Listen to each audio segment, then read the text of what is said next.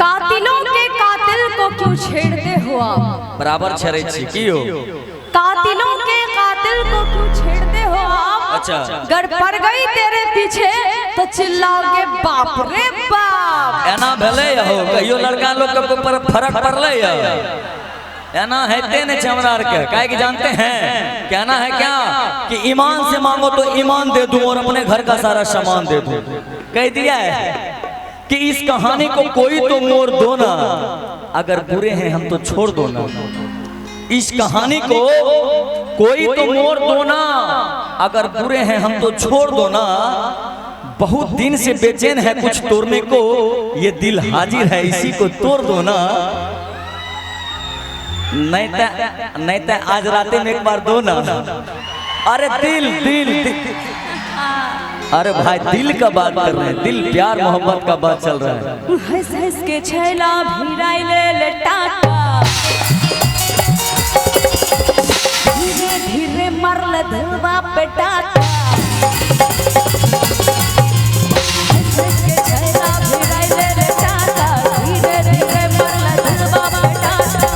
काहे हमरा बोलाइले पलानी, काहे हमरा बोलाइले पलानी, काहे हमरा बोलाइले पलानी।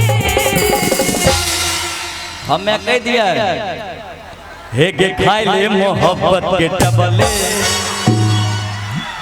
हे गे खाई ले मोहब्बत के टबले, खिले जो जवान खाई ले मोहब्बत के टबले, खिले जो जवान खाई ले मोहब्बत के टबले, खिले जो जवान।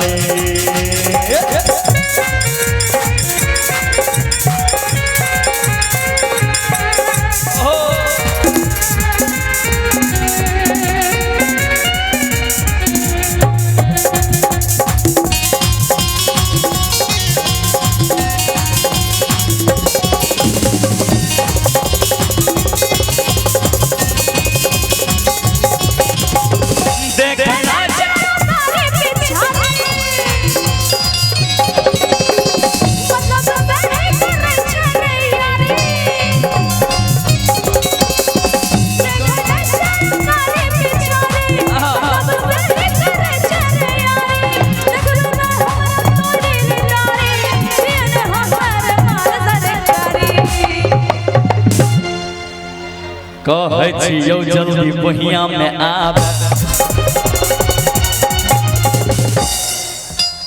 बात करे में न समय बिताब। कहै छियौ जल्दी बहिया में आब, बात करे में न समय बिताब। लड़की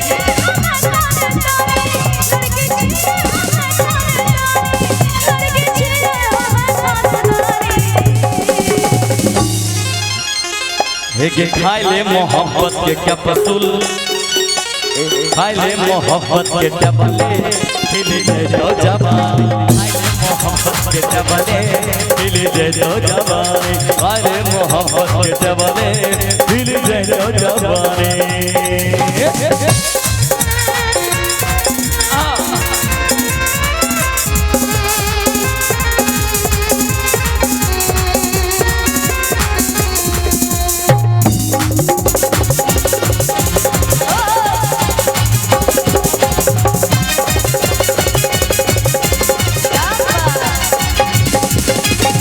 बचपन के थी हमर दिल जनिया,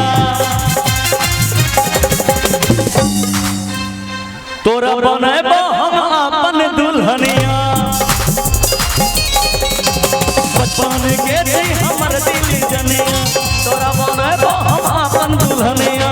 चमकाबे ना तू गोरी बजनिया, जब बुझाबे हमर के सजनिया।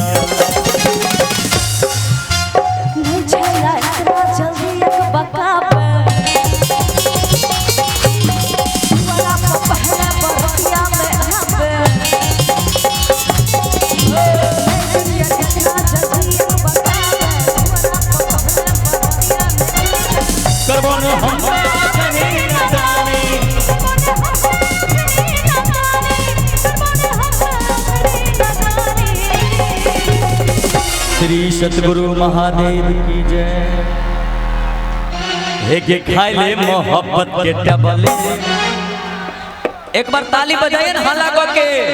खाई ले मोहब्बत के डबले खिले ले जवान, खाई ले मोहब्बत के डबले खिले ले जवानी, खाई ले मोहब्बत भिड़ैले ले टाका धीरे धीरे मरल दिलवा पे टाका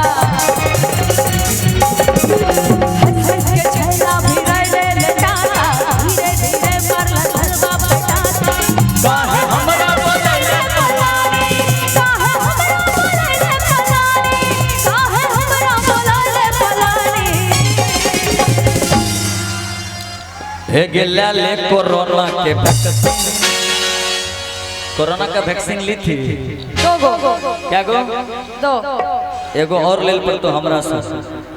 अरे खाई ले मोहब्बत खिले लो जवानी, खाई ले मोहब्बत के डबले खिले लो जवानी, खाई ले मोहब्बत के डबले खिले लो जवानी, खाई ले मोहब्बत के डबले खिले लो जवानी, खाई ले मोहब्बत के डबले खिले लो जवानी, खाई ले मोहब्बत के डबले खिले लो जवानी, खाई ले मोहब्बत के डबले खिले लो जवानी। क्या बात। और अच्छा लगा हो तो एक बार जोरदार ताली हो जाए, जोरदार ताली। और आप इस सॉन्ग को बेहद कद्र करते हुए मसूदन सिंगार जनरल नहीं स्टोर भैया साउंड वाले भैया